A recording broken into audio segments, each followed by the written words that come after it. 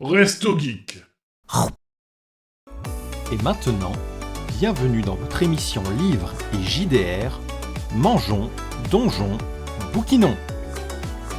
Sur une note plus légère, lol, on va parler JDR. Parce que quand même, moi c'est mon rôle. Et encore, j'ai mis qu'un JDR, mais vous allez voir pourquoi j'en ai mis qu'un.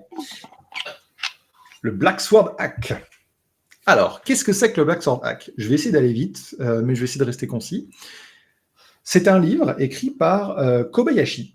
Kobayashi, c'est qui ? C'est un auteur extrêmement... Alors, j'allais dire prolifique, mais il n'a pas tant écrit que ça. C'est juste que c'est un auteur très connu dans le monde du jeu de rôle parce que il est à la fois anglophone et francophone. Et il a écrit notamment Fléau, il a aussi participé à d'autres jeux de rôle, et il aime beaucoup l'univers de Warhammer, il aime beaucoup aussi ce qu'on appelle l'OSR, et c'est globalement ça que je vais vous présenter quand on partira d'émission, parce que je lis beaucoup de jeux de rôle d'OSR. L'OSR, c'est quoi ? C'est le retour, on va dire, en vieille version de Donjons et Dragons. Celle où, quand on faisait une action, pour ceux qui ont regardé les JDR qu'on fait tous ensemble, celle où je ne demande pas combien il y a écrit de points sur le sortilège de Nighties, mais plutôt que Nighties me dit, mon idée à moi, c'est de sortir une corde, un grappin, de balancer ça, de prendre une torche, de foutre le feu à la corde pour essayer de cramer toute la putain de caverne. Voilà, c'est de laisser la parole à l'imagination des joueurs. Et ce jeu de rôle s'inscrit là-dedans, puisque du coup, c'est une adaptation d'un autre jeu de rôle qui s'appelle le Black Hack. Et c'est extrêmement graphique lui aussi, parce qu'il y a des trucs assez dark fantasy, on va dire. Et en gros, c'est un recueil.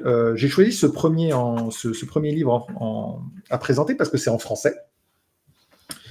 Et ça permet de jouer à peu près n'importe quoi qui serait dans la fantasy de manière globale.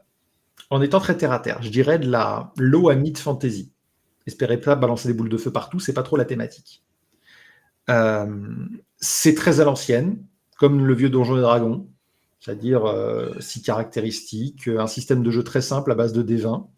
Vous lancez un D20, si vous êtes en dessous de votre caractéristique, ça marche. Si c'est au-dessus, ça marche pas. Et puis ensuite, le MJ décide ce qui se passe. Il n'y a pas énormément de règles, c'est très soumis à vraiment la communication entre les joueurs. Par contre, il y a plein de petites règles, plein de petits conseils de base. Donc, si vous voulez découvrir le jeu de rôle en étant en version comment ça se passait à l'ancienne, mais avec des règles vraiment modernisées pour que ça se passe bien à la table, c'est un excellent départ. Même si l'aventure proposée dedans, il y a 2 aventures proposées dedans, les 2 aventures proposées dedans sont très dark fantasy, voire même dark metal fantasy, clairement. Donc, c'est assez hardcore. Je dirais que ça mériterait d'avoir 2-3 outils pour préparer votre table aux gens qui se font décharner sur place. Mais en dehors de ça, c'est un excellent ouvrage que je ne peux que vous recommander. Je fais vite et je ne rentre pas trop dans le détail parce que je pense que ce n'est pas forcément très intéressant, à part si j'en discuterai, mais on y reviendra. Mais parce que globalement, c'est vraiment un truc très accessible. C'est pas cher en plus, si je ne dis pas de bêtises, ça coûte une vingtaine d'euros.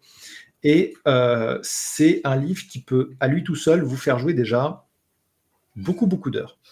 Genre vraiment, pour la simple et bonne raison que l'une des mécaniques les plus intéressantes et qu'on retrouve dans pas mal d'œuvres de fantasy, c'est que les joueurs peuvent faire partie du bien ou du mal. Le jeu a un système de lutte entre le bien et le mal, et les actions des joueurs le font passer du côté de la loi ou du chaos. Et à la fin de chaque partie, le MJ lance un dé pour savoir de quel côté de la balance ça a penché. Et si un jour la balance penche trop, l'univers se brise et la loi ou le chaos part en conquête pour détruire le monde. Si certains des joueurs sont du chaos et que la loi prend le pas, ils perdent tout leur pouvoir et vont se ramasser une armée de la loi sur leur gueule. Et inversement. Et je trouve l'idée géniale parce qu'en fait, ce n'est pas le groupe qui va être de la loi ou du chaos, mais les actions des joueurs. Stalas, je te regarde. Ce système-là va finir dans tous les JDR, t'es dans la merde. Donc, du coup, je trouve que c'est une idée géniale de faire en sorte qu'en fait, il y ait une balance cosmique qui fasse que si le duel entre les forces du bien et du... Alors, ils disent pas le bien et le mal exprès, ils disent la loi et le chaos.